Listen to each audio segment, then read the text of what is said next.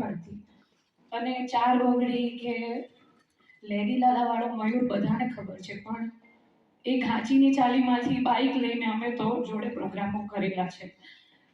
અને બહુ જ સ્ટ્રગલ કરીને એ વ્યક્તિએ મને કહેવાય ને કે ગુજરાતનું, ઉત્તર ગુજરાતનું સંગીત તો વર્ષોથી બહુ જ સમૃદ્ધ છે, પણ આજની પેઢીને એક નવો સાઉન્ડ આપ્યો અને રૂરલ કલાકારોનું ખરેખર જીવન બનાવી દીધું છે એ વ્યક્તિએ.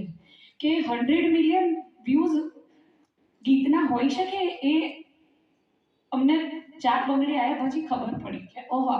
અને ત્યારે અમને એવું લાગતું કે ભાઈ આવું ના હોય. એમ હું ને મનુ કાકા એમ કહેતા કે ભાઈ આવું મ્યુઝિક કે ભાઈ મને તમે કરવા તો દો, એકવાર મને ચાન્સ તો આપો, એવા એના શબ્દ. અને એને કરી બતાવ્યું. અને જીવનમાં, દરેકના જીવનમાં એવા સમય આવે કે કહેવાય ને કે કલાકાર બહુ એક્સ્ટ્રીમિસ્ટ હોય. એ કાં તો 0 હોય કાં તો 100 હોય. એને વચ્ચે વાળું નથી આવડતું. પણ એવો જ એક માણસ હતો કે એના જીવનમાં મને તો એવું લાગે કે એને કદાચ ભગવાન જોડે જઈને વચ્ચે પાછા લઈ આવ્યા, કારણ કે એની તબિયત એટલી ખરાબ હતી વચ્ચે. તો આપણને એવું લાગતું કે ભાઈ, પણ એણે સંગીતનો સાથ કોઈ દિવસ નથી છોડ્યો.